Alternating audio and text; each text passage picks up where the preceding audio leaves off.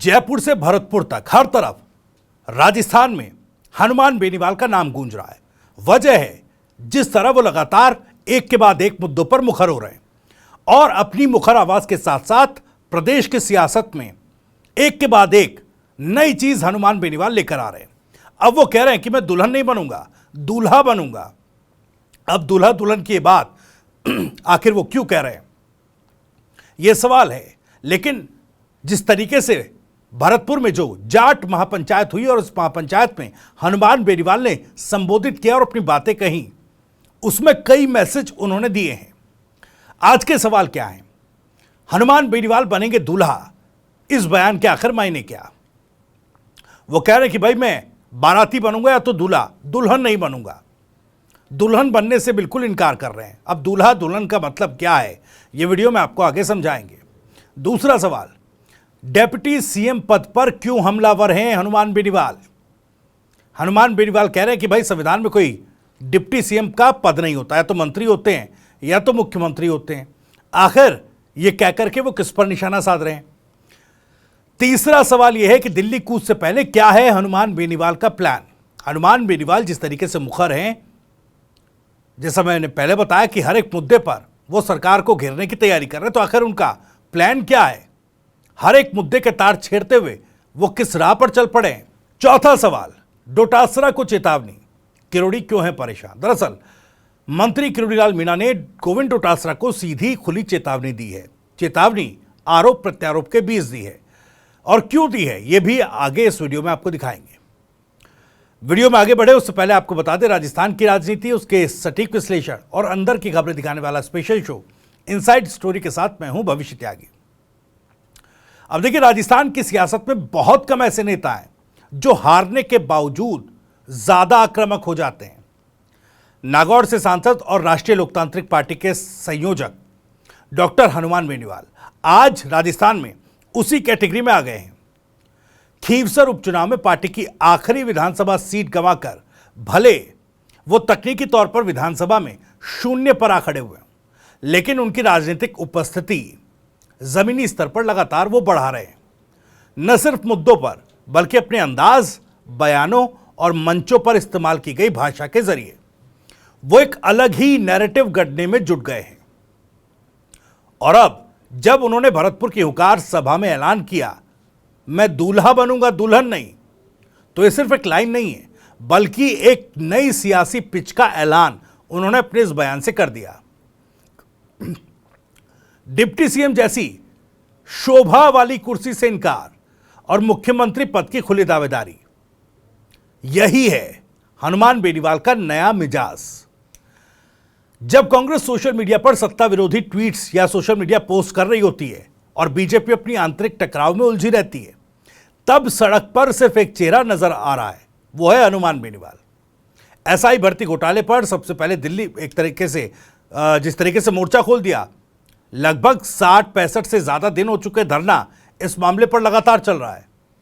भर्ती रद्द करने की मांग को लेकर आंदोलन भी हनुमान बेनीवाल ने ही शुरू किया।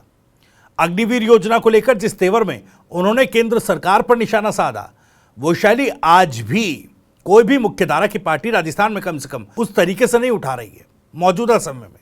उधर कांग्रेस प्रदेश अध्यक्ष गोविंद सिंह डोटासरा जहां सोशल मीडिया प्लेटफॉर्म एक्स से सरकार को घेरने में लगे, वहीं हनुमान बेनीवाल भर्ती पीड़ित युवाओं के साथ धरने पर बैठने से लेकर संसद में सवाल उठाने तक और राजस्थान की सियासी जमीन पर आंदोलन को मुखर करने तक मौजूद सड़क पर हैं।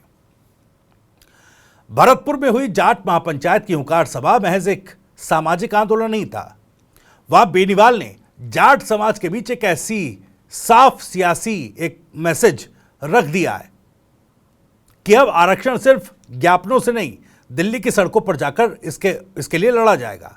बयान सीधा था, अगर भरतपुर, धौलपुर और डीग जिले के जाटों को आरक्षण नहीं मिला तो हम दिल्ली में प्रधानमंत्री आवास का घेराव कर लेंगे और मोदी जी की ईंट से ईंट बजा देंगे। सीधे तौर पर हनुमान बेनीवाल ने जाट महापंचायत में कह दिया। यह कोई हल्की बात नहीं थी। ये एक सांसद का अपने ही प्रधानमंत्री के लिए इस्तेमाल किया गया वो भाषा शैली है जो गठबंधन धर्म की सीमाओं को तोड़ती है और शायद यही बेनीवाल का अलग अंदाज है, क्योंकि किसानों के मुद्दे पर उन्होंने पहले ही एनडीए से वो अलग हो गए थे और देखिए, इस मुद्दे पर गठबंधन रहकर भी वो कहीं ना कहीं, जब शुरुआती दौर में किसान आंदोलन की सुगबुगाहट थी, उस वक्त भी उन्होंने अपना रुख अलग रखा था। अब वो देखिए, जाट पंचायत में कह रहे हैं कि दूल्हा बनूंगा। बयान नहीं, ये घोषणा है। दरअसल राजनीति में कई बार एक लाइन सब कुछ कह देती है। बेनीवाल की दूल्हा बनूंगा दुल्हन नहीं वाली लाइन महज डिप्टी सीएम पद जैसे पद का मजाक नहीं है, बल्कि एक पुरानी परंपरा को चुनौती भी है। जिस तरीके से सत्ता में मलाई बांटने का जो एक रवायत रही है, उस रवायत को सीधे तौर पर चैलेंज कर रहे हैं कि भाई ये कोई पद नहीं होता, आपने सत्ता की मलाई चाटनी है तो आपने डिप्टी सीएम जैसे पद को क्रिएट कर दिया, संवैधानिक पद तो कोई है नहीं। अब उसको खुले तौर पर चैलेंज कर रहे हैं और वो कह रहे हैं कि मैं या तो बाराती बनूंगा या फिर दूल्हा बनूंगा, डिप्टी सीएम नहीं।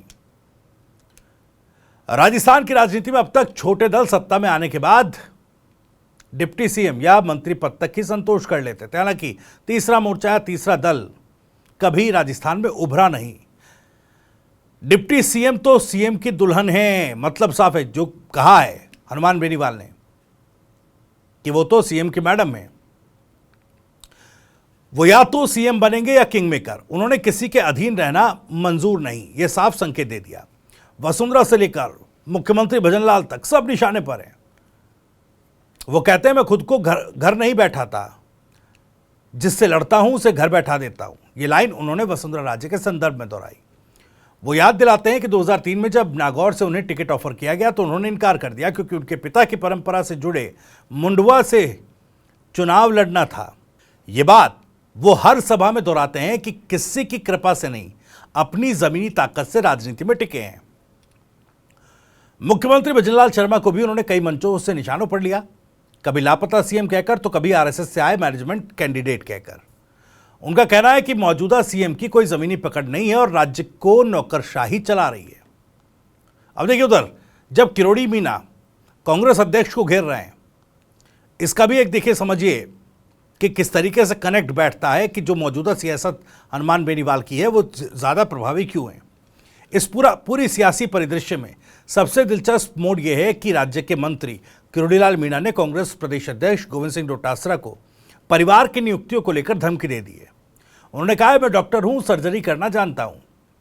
गोविंद सिंह डोटासरा के रिश्तेदारों की सरकारी नौकरियों से जुड़े कागज मेरे पास है, अगर सार्वजनिक कर दूं तो सियासी सर्जरी हो जाएगी। अब दिलचस्प बात यह है कि कांग्रेस खुद इस हमले का जवाब ठीक से नहीं दे पाई, उल्टा कांग्रेस डिफेंसिव मोड में है। वहीं बेनीवाल इन दोनों से अलग खेमे में खड़े नजर आ रहे हैं और प्रभावी तरीके से जो सीधे मुद्दों की राजनीति करते अब नजर आ रहे हैं। अब देखिए, क्या नए विकल्प की तैयारी में है। आरएलपी को एक नए विकल्प के तौर पर प्रदेश में प्रोजेक्ट करने की तैयारी में है बेनीवाल। राजस्थान की सियासत में बीजेपी और कांग्रेस दोधारी लड़ाई में एक बड़ा स्पेस खाली इसके बीच पड़ा हुआ है और बेनीवाल उसी स्पेस को भरने की तैयारी में है। वो इंडिया अलायंस के हिस्से हैं, लेकिन खुलेआम कह चुके हैं राजस्थान में आरएलपी अकेले चुनाव लड़ेगी आगे, क्योंकि इससे पहले लोकसभा चुनाव के बाद जो उपचुनाव हुए उसमें कांग्रेस ने उस तरीके से साथ नहीं दिया। वो कह रहे हैं कि अगर कांग्रेस ने 2023 में गठबंधन ठीक से किया होता तो बीजेपी सत्ता में आती नहीं। अब देखिए, ये बयान सिर्फ नाराजगी नहीं है बल्कि रणनीति है। एक ऐसी रणनीति जिसमें केंद्र में सहयोगी बने रहो लेकिन राज्य में अपनी एक अलग पहचान बनाओ, और उसी में हनुमान बेनीवाल आगे बढ़ रहे हैं। हर मुद्दे पर है हनुमान बेनीवाल, ये ब्रांड बिल्डिंग है उनकी। किसी भी राज्य में नेता तभी बनता है जब वो हर मोर्चे पर दिखे। हनुमान बेनीवाल ने यही किया। एसआई भर्ती पर सबसे पहले सवाल उठाया, अग्निवीर योजना पर खुला केंद्र का विरोध किया, जाट आरक्षण पर भरतपुर से लेकर दिल्ली तक की चेतावनी उन्होंने दे दी है। किसान आंदोलनों में जिस तरीके से उन्होंने पहले सत्ता से मुंह मोड़ा, उस गठबंधन से मुंह मोड़ा और किनारे हुए, और आज भी मुखर विरोध करते हैं और किसानों की आवाज़ उठाते हैं। यानी आज अगर राजस्थान में कोई आंदोलन की शक्ल में नेता दिख रहा है तो वो बेनीवाल है। सीधा सवाल है कि क्या बेनीवाल वाकई मुख्यमंत्री पद पर अपनी दावेदारी ठोकते हुए राजस्थान की सियासत के तीसरे मोर्चे या तीसरे विकल्प को नई तरीके से परिभाषित करके क्रियान्वित करने की राह पर चल पड़े। क्योंकि ये सवाल इसलिए उठ रहा है क्योंकि आंदोलनों की राह पर तो किरोड़ी मीना और सचिन पायलट जैसे नेता भी दिखाई देते थे, लेकिन आज एक तो सत्ता में है जिन पर सत्ता से ही नाराजगी को लेकर कई चीजें चल रही हैं, वो उसी एक चक्रव्यूह में घिरे हैं। दूसरी तरफ सचिन पायलट जो सोशल मीडिया पर तो हैं पर ग्राउंड पर किसी आंदोलन को लेकर दिखाई नहीं देते। लेकिन वो गैप, वो वैक्यूम भी हनुमान बेनीवाल अब भरते नजर आ रहे हैं, या फिर ये सिर्फ एक सियासी प्रेशर बनाने का हथकंडा है? सवाल ये भी उठता है। राजनीतिक विश्लेषक मानते हैं कि बेनीवाल अपने तेवर, जमीनी कनेक्शन और बेबाक बयानों के जरिए एक नया नैरेटिव बना चुके हैं, और वो ये है कि राजस्थान में कोई भी बड़ा आंदोलन बिना हनुमान बेनीवाल के नहीं हो सकता। उनकी रणनीति साफ है, जनता को यकीन दिलाना कि कांग्रेस और बीजेपी दोनों में अब लड़ने की ताकत नहीं बची, सिर्फ आरएलपी ही जनता की असल आवाज है। और इसी नैरेटिव को पकड़कर वो ये कह रहे हैं कि मैं दूल्हा बनूंगा। अभी देखना दिलचस्प होगा कि 2028 में राजस्थान की जनता बारात सजाती है या नहीं, लेकिन हनुमान बेनीवाल मंडप में बैठने की तैयारी फिलहाल कर चुके हैं। इसी के साथ इनसाइड स्टोरी में इतना ही। वीडियो में जानकारी और वीडियो पसंद आया हो तो लाइक करें, ज़्यादा से ज़्यादा शेयर करें। आप भी इस मामले पर कुछ कहना चाहते हैं तो कमेंट बॉक्स आपके लिए खुला हुआ है। अपनी बात, सवाल और राय कमेंट बॉक्स के जरिए हम तक पहुंचा सकते हैं। राजस्थान से जुड़ी और भी तमाम खबरों को सबसे पहले जानने के लिए सब्सक्राइब जरूर कर लीजिए TV9 राजस्थान। नमस्कार।